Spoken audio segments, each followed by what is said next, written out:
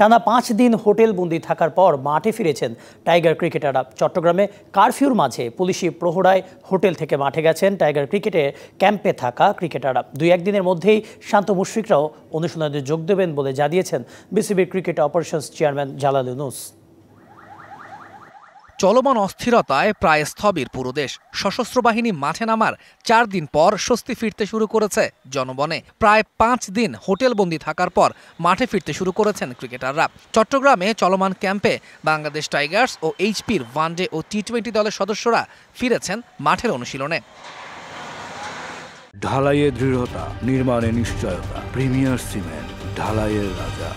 চট্টগ্রামে 5 ঘন্টা কারফিউ শিথিল থাকায় পুলিশের সহায়তায় হোটেল থেকে মাঠে যেতে পেরেছেন ক্রিকেটাররা।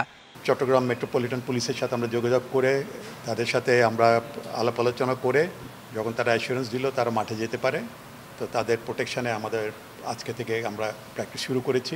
পাকিস্তান সফর সামনে রেখে চট্টগ্রামের ট্রেনিং ক্যাম্পে যোগ দেওয়ার কথা শান্ত মুশফিকদের। তবে চলমান অস্থিরতায় কবে নাগাদ অনুশীলন শুরু করতে পারবেন তারা?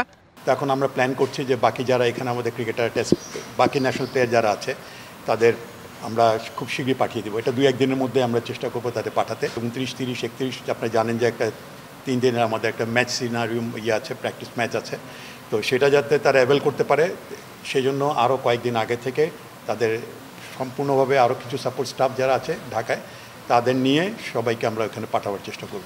দলের সাথে যোগ দিতে কয়েকদিনের মধ্যেই দেশে ফিরবেন হেড কোচ চন্ডিকা হাথুরু সিংহ সহ বাকি কোচিং স্টাফ।